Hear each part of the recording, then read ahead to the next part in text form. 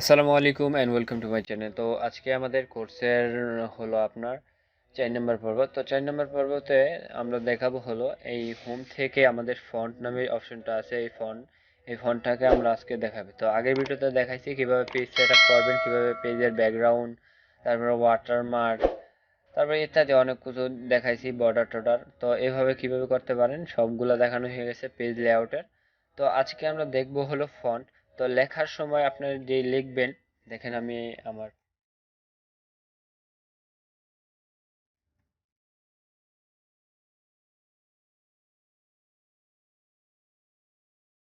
দেখেন আমার চ্যানেলের নামে লিখলাম। তো এই লেখাটা এরকম আসতেছে। তো আপনাকে সেম এই যে যদি আপনার যে এরকম এইটা সিলেক্ট করা থাকবে, বেসিকটা সিলেক্ট করা থাকবে, বা ক্যামবেরিয়া উপরেরটাও সিলেক্ট করে থাকতে পারে।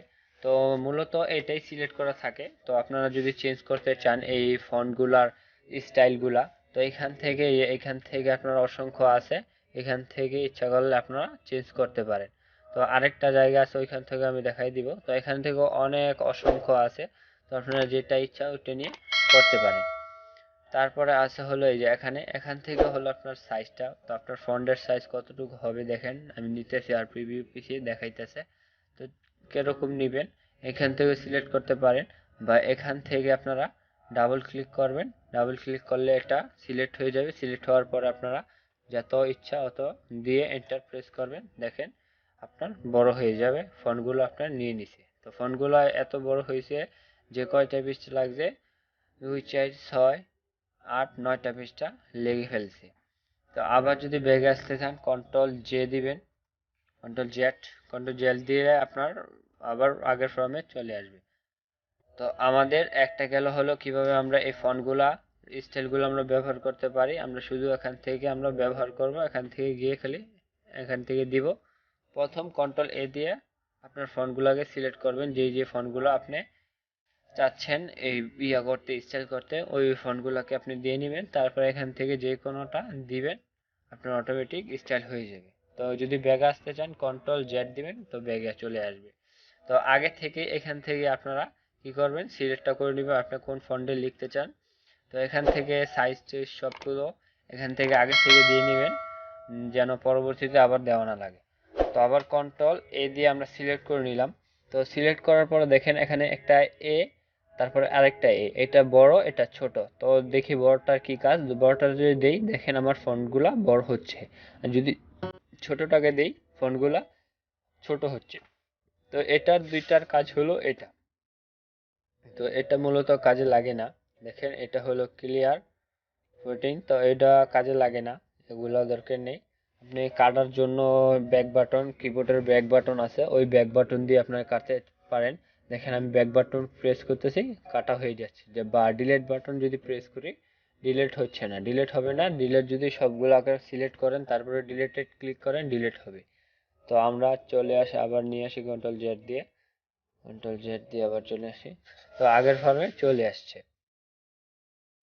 তো এখান থেকে ক্লিয়ার করার দরকার নেই, ব্যাক বাটন প্রেস করবেন, একটা একটা করে কাটবে অক্ষর। আর যদি মনে করেন পুরোটা আপনি ক্লিয়ার করে দিবেন, তাহলে কন্ট্রোল এ দিয়ে সবগুলোকে সিলেক্ট করবেন, ব্যাক বাটন প্রেস করলেও আপনার কেটে যাবে, বা ডিলিট বাটন প্রেস করলেও আপনার কেটে যাবে। তো তারপরে আমরা এটাকে সিলেক্ট করে নেই পরবর্তী যে ইয়াগুলো আছে। তো এখানে দেখেন একটা বিটা একটু কালারফুল বা মোটা দেখাচ্ছে। তো এটা হলো কি, এটা হলো আপনার বোল্ড, এটাকে বোল্ট বলা হয়। এখানে যদি বোল্টে আমরা ক্লিক করি তো দেখেন এটা বোল্ট হয়ে গেছে, আপনার লেখাগুলো অনেকটা মোটা হয়ে গেছে। তো এইভাবে আপনার বোল্ট করা যায়। তো বোল্টটাকে ফেরানোর জন্য আপনার যে ফন্টগুলোকে সিলেক্ট করবেন ওই ফন্টগুলোকে সিলেক্ট করে নেবেন। যে ফন্টগুলো আপনার বোল্ড করছেন, ব্যাক আনতে চান, সিলেক্ট করার পরে দেখবেন এখানে এরকম চিহ্ন আসবে। তো এখান থেকে যদি এরকম দেন তো বোল্টটাকে আবার আনবোল্ট হয়ে যাবে। তো এটা হলো আইটালিক। তো আইটালিকটা কিরকম হয়, কন্ট্রোল এ দিলেও আপনার কিবোর্ড থেকে কন্ট্রোল এ দিলেও আই দিলে আপনার চলে আসবে আইটালিক অটোমেটিক। আর এখান থেকে দিলে এখানে আইসা যদি ক্লিক করেন তাহলে আইটালিক হয়ে যাবে। তো আইটালিক যদি আউট করতে চান তো এখান থেকে দিবেন, তো আইটালিক চলে যাবে। তো দেখেন এখান থেকে কিছু আপনার ইয়ে আছে, আগের ভিডিওতে বর্ডার দেখাইছিলাম, বর্ডারের কিছু স্টাইল।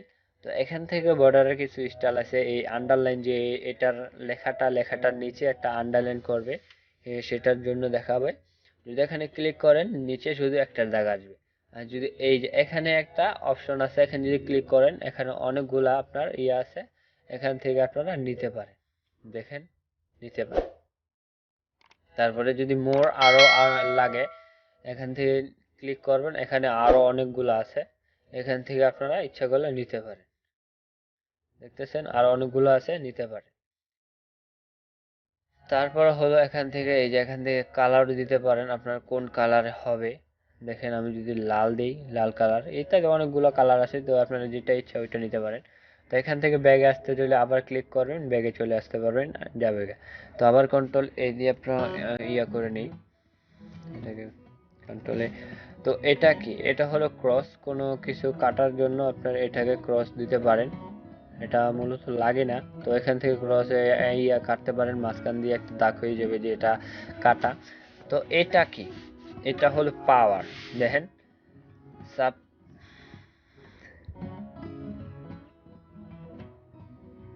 সাবস্ক্রিপ্ট, তো এটা হলো পাওয়ার। দেখেন এক্স এর উপর পাওয়ার, এটা যদি ওই অঙ্ক টঙ্ক করা লাগে তো এখান থেকে দিবেন, কন্ট্রোল দিয়ে এক্স দিয়ে এখান থেকে আমরা 2 দিয়ে দিলাম। দেখেন প্রথম দিলাম এক্স, তারপরে কি করলাম, প্রথম এক্স বা যে কোনো একটা এ দিলেন, এ দেওয়ার পরে এখানে আগে ক্লিক করবেন, তারপরে আপনি পাওয়ারটা দিবেন, পাওয়ার কত দিতে পারেন, বা 4 দিলাম আমি, দেখেন নিচে 4 এসে পড়ছে। আর সেম একই ইয়া যে কোনো একটা অক্ষর নেবেন আপনার কাজের অর্থে, তারপর এখানে যে এটা আছে উপরে পাওয়ার, তো এখানে ক্লিক করবেন, তারপর আপনি যে কোনো একটা পাওয়ারের সংখ্যা দিবেন, যেমন 5 দিছি, দেখেন অটোমেটিক হয়ে গেছে। তো এইভাবে আপনারা করতে পারেন এই পাওয়ারের অংশগুলো। তারপরে নিচে কিছু অংশ দেখাইতেছি, ব্যাগে যাই, আমাদের ওই নামটা এর প্রয়োজন আছে। তো নামটার প্রয়োজন, দেখেন এখানে আমরা ক্লিক করলাম, সবগুলোকে ক্লিক করলাম, সবগুলো ক্লিক করে দেখেন এখানে একটা অপশন আছে, এখানে ক্লিক করলাম। ক্লিক করার পরে দেখেন এখানে 1 2 3 4 5টা আর কি ইয়া আছে, ওয়ার্ডের স্টাইল আছে। তো প্রথম দেখেন সেন্টেন্স ক্রিয়েট, তারপর লোয়েন, তারপর এটা। তো প্রথম নিচেরটা দিলে কি হয় দেখি, নিচেরটা দিলে সবগুলো আপনার বড় হাতের, শুধু সামনের অক্ষরটা ছোট হাতের হয়ে গেল। তারপরে এটা দিলে ক্যাপিটাল ওয়ার্ডের, এটা দিলে দেখায় কি হয়, শুধু সামনের যে অক্ষরগুলো আছে ওই অক্ষরগুলাকে আপনার ইয়া করে দিয়েছে, এই বড় হাতের করে দিয়েছে ক্যাপিটাল, যেহেতু এটার নাম, এটা এই লেগা পুরাটা ফুল আপনার বড় হাতের ক্যাপিটাল ইয়া করে দিছে, এটা একটা প্রতিষ্ঠান বা একটা কিছু, তাই জন্য এটাকে একটা এটার পুরোটাই ক্যাপিটাল করে দিছে। এটা যদি মোহাম্মদ, শুধু মোহাম্মদ, এটার পিছের যত নাম আছে ওটার ছোট হাতের করে দিছে, সে অটোমেটিক সে ডিটেক্ট করে নিতে পারে যদি আপনি এই 4 নাম্বার অপশনটা দেন, ক্যাপিটাল এস ওয়ার্ড। তারপর হলো এই দেখেন ওপারিস, ওপারিসে, তো এখানে দিলে আপনার সবগুলা বড় হাতের হয়ে যাবে। তারপর হলো এই যে এখানে লোয়েন, এটা দিলে আপনার সবগুলা ছোট হাতের। তারপর উপরেটা যদি দেন, উপরেটা দিলে নর্মালি আপনি যেভাবে টাইপ করবেন ওইভাবে ওইভাবেই হবে আর কি।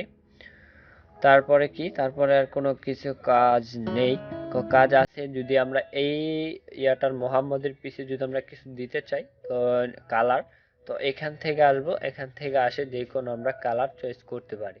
তারপরে আবার, তো এখান থেকে যদি এটার ফন্টটাকে আমরা কালার করতে চাই, ফন্টটা কোথা থেকে কালার করব, ফন্টটাকে কালার করার জন্য আমাদের এই যে সেকেন্ড অপশনটা আছে এখান থেকে আসবো, এখান থেকে আইসা এখান থেকে যে কোনো একটা কালার আমরা চয়েস করে নিব আর দিয়ে দিব।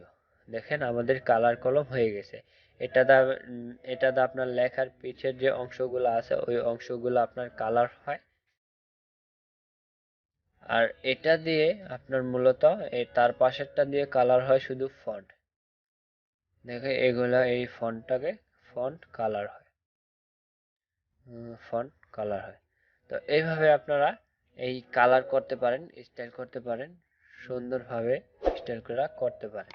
তো এটার আমি এটাকে দিয়ে দিই, হলুদে দিই, দেখেন দিলাম, ওকে হয়ে গেল। এইভাবে আপনারা স্টাইল বাই স্টাইল করে আপনারা আপনাদের প্রেজেন্টেশনটা তৈরি করতে পারেন। তারপরে আরেকটা জিনিস আমি আবার দেখিয়ে দিব বলছি। তো এখানে যা যা আছে, তো এখান থেকে সবগুলো আপনার একে একে গিয়া সিলেক্ট করতে হইতাছে। তো একেবারে সবগুলো একসাথে কোথায় পাবেন, এই দেখেন এখানে একটা অপশন আছে, দেখেন এখানে আমরা ক্লিক করব বা কন্ট্রোল ডি প্রেস করলেও আসে পড়বে।